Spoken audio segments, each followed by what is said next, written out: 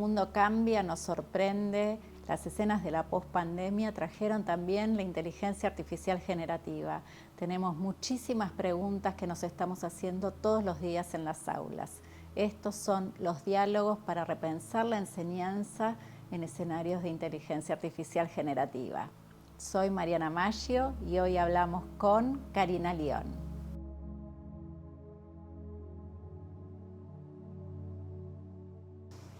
Karina, sos una experta en temas de tecnología educativa, tenés una enorme trayectoria y en esta coyuntura tu último libro, publicado en Tilde muy recientemente, está referido a las cuestiones que tienen que ver con la inteligencia artificial y la educación. ¿Cuáles son los nudos conceptuales de ese libro y cómo lo pensaste? Bueno, este libro es un libro en coautoría con Bettina Lippenholz, Experimentar con inteligencia artificial, nota para educadores alertas, y tiene varios núcleos o nudos conceptuales. Por un lado, revisar los mitos en relación con la inteligencia artificial generativa, que reviven mitos que tienen que ver con el campo de la tecnología educativa y que siempre vuelven a aparecer. Por ejemplo, que va a reemplazar a los docentes, a las docentes. Ese es un primer mito que deconstruimos. Hay todo un gran apartado respecto de los sesgos, también entendiendo que hay un montón de sesgos que refieren a la inteligencia artificial generativa, pero que también son humanos, haciendo este juego entre sesgos humanos y sesgos de la inteligencia artificial. Y también toma el carácter predictivo y generativo de la inteligencia artificial. Nosotras partimos de una hipótesis que es: no hay que tenerle miedo a la inteligencia artificial, hay que experimentar, pero también hay que entender la época. Hay que entender la época que transitamos, la época que vivimos, y hay que poder no solo reaccionar a estas tendencias culturales, a estas tendencias digitales, a estas tendencias tecnológicas, sino también anticipar. Generar hipótesis de anticipación respecto de qué escenarios nos traen estas tecnologías emergentes a la educación. ¿Qué decisiones deberíamos estar tomando en los próximos años? En este sentido, hay todo un apartado conceptual que se llama Los retos educativos, que refiere a eso, refiere a pensarnos como sujetos de época contemporánea, como educadores, tomando decisiones respecto de qué hay que enseñar, para quiénes, para qué sujetos, para qué sociedad. Los mitos, los sesgos, los retos educativos, los retos culturales conforman núcleos centrales en el libro y creo que nos llevan a pensar en la educación en general, en qué docentes queremos ser, qué docentes necesitamos ser en esta sociedad que muta muy rápidamente, que nos trae desafíos muy complejos y también éticos en relación con el mundo del trabajo, en relación con dilemas éticos y políticos, y todo eso está en el libro último que escribimos con Bettina. Un libro hermoso. En este mundo, mi pregunta es, ¿cómo te metiste? Porque vos sos docente y en este caso estamos en un diálogo abierto con docentes, docentes de educación secundaria, docentes preocupados por este tema, que se preguntan, ¿y cómo entro a este mundo? Entonces quiero saber cómo entraste vos, cómo esto se mete en tu vida y cómo esto se mete en tu trabajo docente. Hace tantos años que me dedico a la tecnología educativa que creo que es un hito más dentro de esta idea de abracemos la tecnología para entenderla, para experimentar, para probar, frente a discursos que son negacionistas, de prohibicionismo o discursos solucionistas que tienden a pensar muy sesgadamente o muy reducidamente que las tecnologías nos transforman como sujetos innovadores solo por el hecho de usar tecnología o que resuelven problemas educativos, o frente a este negacionismo que decía, bueno, prohibamos las tecnologías. La hipótesis es inversa. Como docente siempre me gusta esta idea de Philippe Mérieux, de la incomodidad pedagógica, no sentirme nunca cómoda con la clase que doy porque estoy buscando una clase nueva, estoy experimentando algo distinto, y creo que la inteligencia artificial como docente me propone un montón de miradas y de hipótesis. Me gusta, por ejemplo, probar con un meme y ver qué me devuelve, porque la inteligencia artificial generativa, y esto también lo traemos, opera sobre la base de un lenguaje literal. Y a mí me parece que todo lo metafórico, lo irónico, el contexto, lo más rico que tenemos para el pensamiento, diría Vygotsky, es el lenguaje. Y cuando la riqueza de ese lenguaje queda reducida a los grandes modelos de lenguaje más literales, más predictivos, también en esta idea de que genera sobre una base de datos que tiene sesgos y que no permite esa riqueza metafórica, me parece que como docentes tenemos el desafío de probarnos en términos también de pensamiento complejo. Y el pensamiento complejo requiere de un lenguaje complejo y de múltiples lenguajes. Las tecnologías hoy nos permiten justamente trabajar y abordar una idea de un lenguaje múltiple, expresivo, esta dimensión expresiva de la que hablaba Eisner, y decir, bueno, hay un lenguaje visual, hay un lenguaje audiovisual, hay una literalidad en este lenguaje que tenemos que contrahegemonizar con un lenguaje más rico de ideas e irónico. Y pruebo todo el tiempo, pruebo a ver el programa de mi materia que me tira, y entonces empiezo la materia mostrándole a los estudiantes qué tira como programa la inteligencia artificial y por qué ese programa a mí no me resulta o sí me resulta. Pruebo con síntesis, pruebo también con imágenes, porque las imágenes todavía tienen una idea muy estereotipada. Si uno prueba, por ejemplo, en cualquier herramienta de inteligencia artificial generativa, proponer una imagen de aula de futuro, el aula que muestra es el aula como hoy está, con los bancos, con el pizarrón, pero un holograma y en azul, porque la tecnología es azul, y entonces la concepción de aula no cambió. Me gusta probar esas cosas, probar una rúbrica, probar cómo da una síntesis, cómo tira un título creativo, porque también eso es interesante. Y me parece que como docente tengo que también poder asumir una visión crítica. Queremos que nuestros estudiantes, que nuestras estudiantes, sobre todo en secundaria, hablamos de una ciudadanía digital crítica que comprenda los riesgos y los alcances de esta inteligencia artificial generativa, y para eso tenemos que ser los primeros, las primeras en probar. Esa mirada escéptica. La inteligencia artificial generativa también alucina, trae información que no es verídica.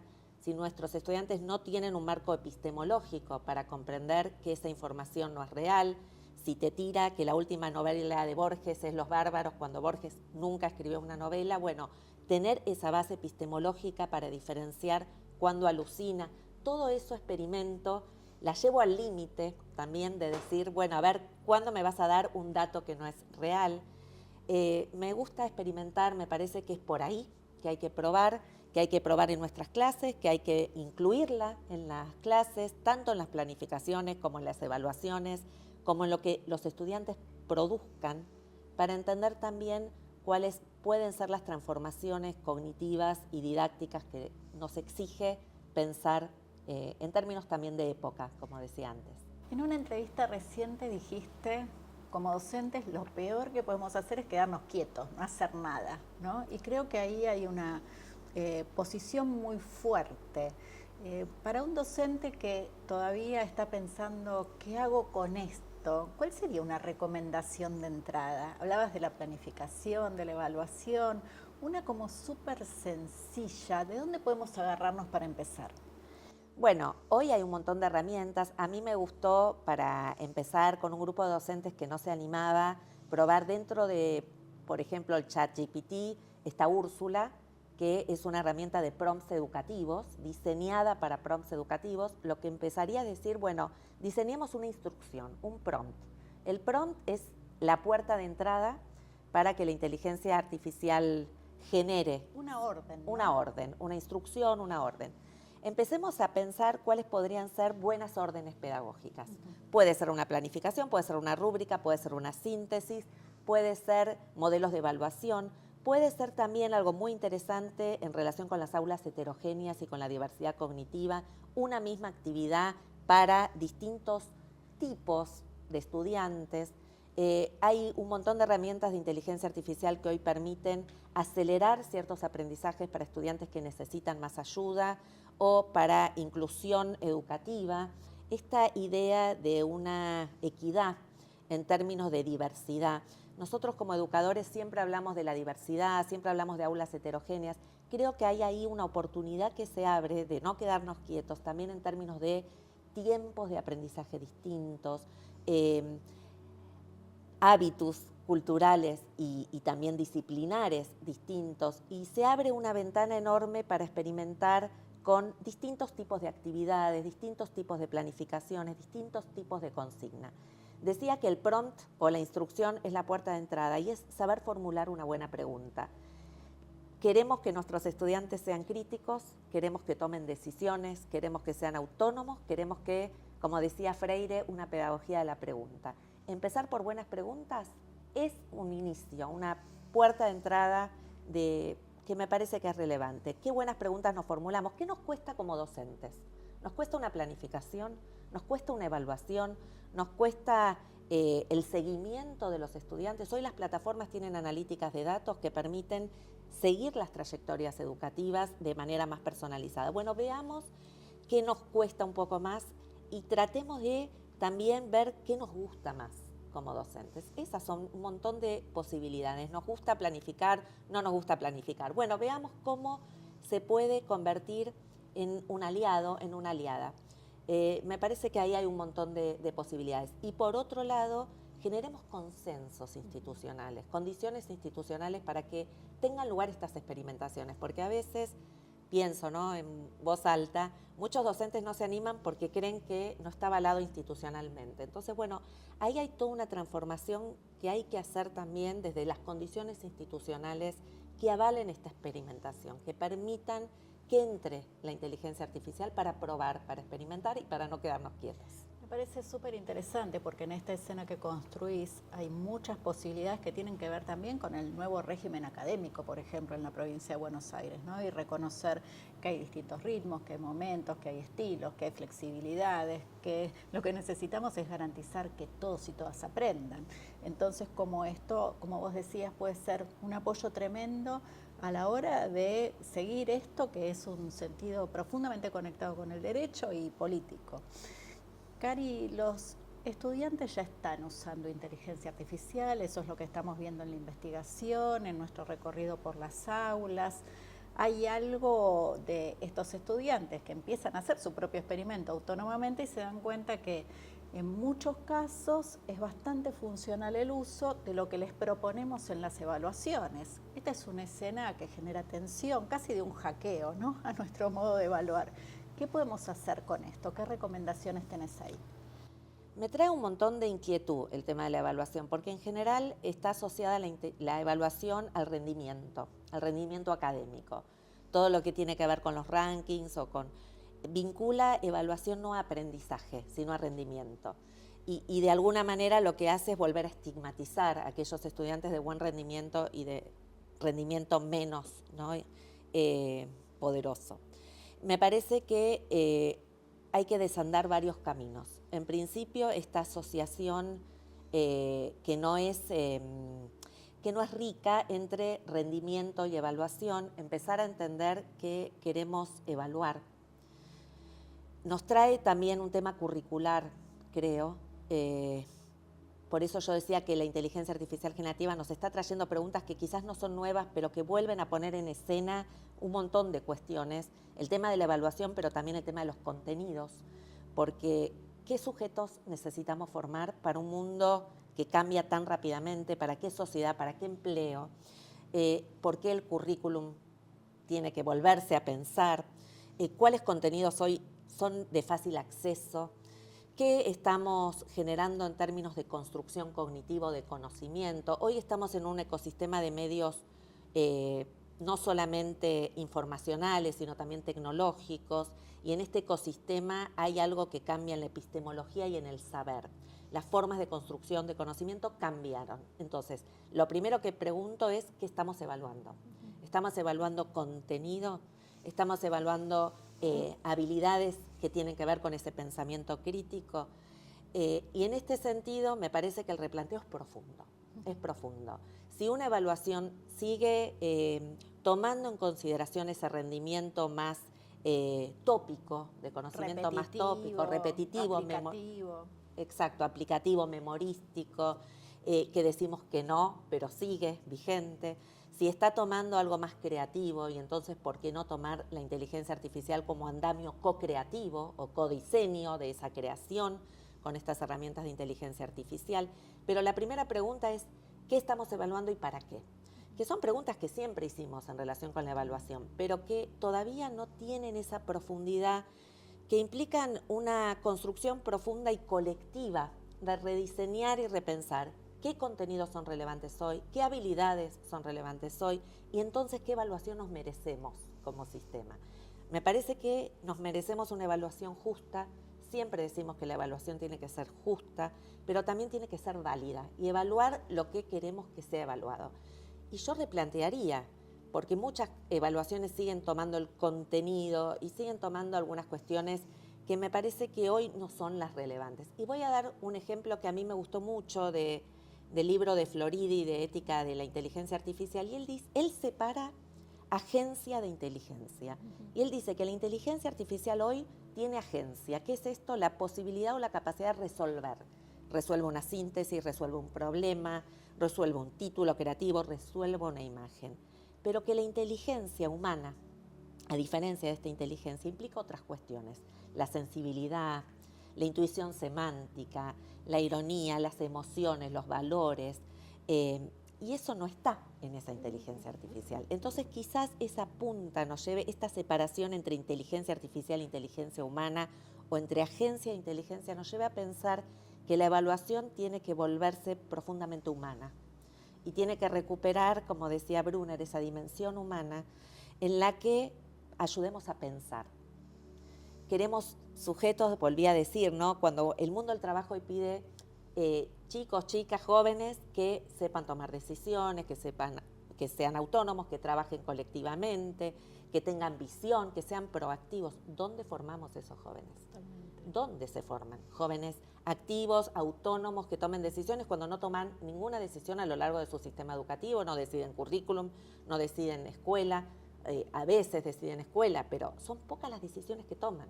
Entonces, me parece que en esa transformación de la evaluación hay toda una transformación de muchos ejes que sostienen y vertebran este sistema educativo, en relación con el currículum, en relación con los jóvenes que estamos formando y en relación con estas anticipaciones, jóvenes que van a necesitar otras cosas. Me encanta, ¿no? Porque estamos, digo, en la escena de la provincia de Buenos Aires, se llevan adelante espacios participativos donde los estudiantes tienen una voz clara. Me parece que acá hay una invitación a que esa voz tenga definiciones que pasan por lo curricular, por lo pedagógico, por lo evaluativo, y me parece que vamos hacia ahí con mucha fuerza, justamente por este empuje, ¿no? Y hablabas de la importancia de trabajar en esta perspectiva de pensamiento. La cognición es uno de los grandes temas de tu recorrido y en todo caso creo que una de las cosas que nos estamos preguntando en este momento es si en esta escena de inteligencia artificial hay un camino para lograr comprensiones más complejas, cogniciones de vía alta, como solemos decir, más profundas, perdurables en términos de ejercicios que nos dejan marcas. ¿Cómo vamos hacia ahí? Es una pregunta compleja. Me parece que Internet en su momento trajo una promesa que tenía que ver con la equidad y con nuevas formas de construir conocimiento, y también trajo desafíos que hoy persisten en términos cognitivos que son muy difíciles de construir. Por un lado, hay mucha información, estamos en una época en que la información abunda, está fragmentada, está en distintas fuentes. Para nuestros estudiantes y nuestras estudiantes, un reel de TikTok tiene la misma autoridad que lo que dice quizás un docente o un libro, y esto da cierta horizontalidad en la información que es compleja a la hora de pensar procesos de comprensión. Se tiende a asociar, nuestros estudiantes asocian esto que está fragmentado y no comprenden.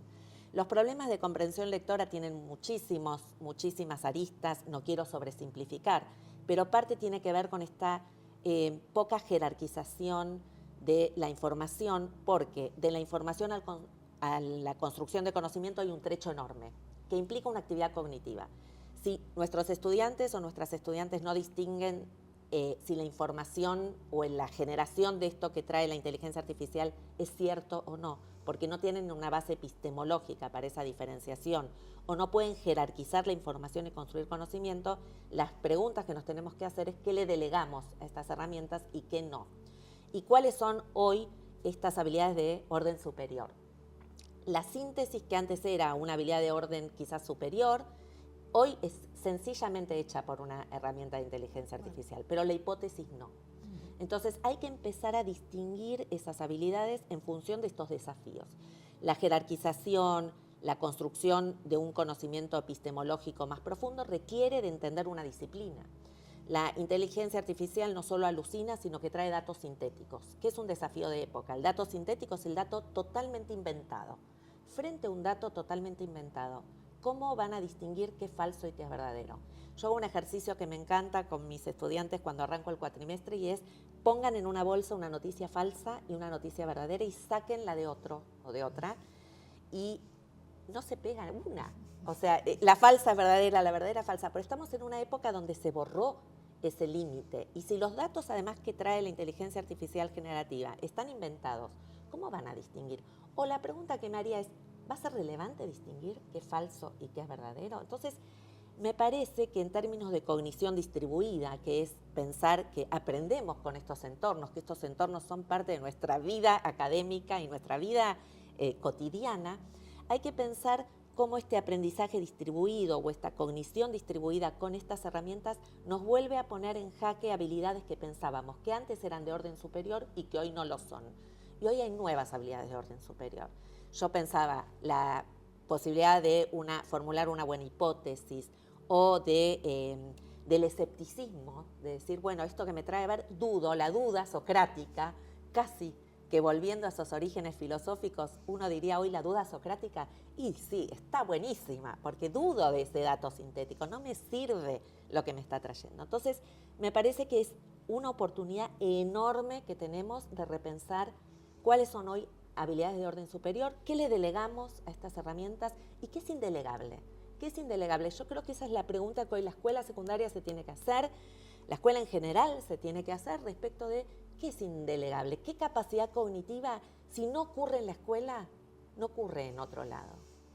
Cari, llevo décadas en este diálogo con vos y siempre agradezco la oportunidad de escucharte y seguir aprendiendo. ¿Qué sueño tenemos para estos jóvenes, para la educación de estos jóvenes? ¿Cuál es tu sueño? Mis sueños siempre son políticos, mis sueños siempre tienen que ver con la inclusión, que no quede nadie afuera, que sigan estando y queriendo y abrazando esa escuela, volviendo a Freire en una pedagogía de una esperanza que es política, con un futuro inclusivo. El futuro también es un derecho, la tecnología es un derecho, la educación es un derecho, soñar es un derecho y poder pensar los sueños es realmente un privilegio. Creo que la educación sigue siendo el espacio de transformación. Hay que tomarla seriamente, hay que tomarla rigurosamente. Se habla mucho de educación, pero no todos comprendemos qué es educar. Me parece que tenemos la oportunidad de generar experiencias valiosas y perdurables. Tenemos casi un deber moral y ético, también político, de generar experiencias que nos transformen como docentes, que transformen a nuestros estudiantes y que transformen la sociedad. Y no lo digo desde la ingenuidad, lo digo desde un sueño que vengo abrazando hace muchos años y que tiene que ver con la equidad, con la inclusión, con la transformación y con abrazar la educación como un espacio colectivo, comunitario y único, que sigue siendo un privilegio poder soñar un mundo mejor. Gracias, Cari. Muchas gracias. A vos.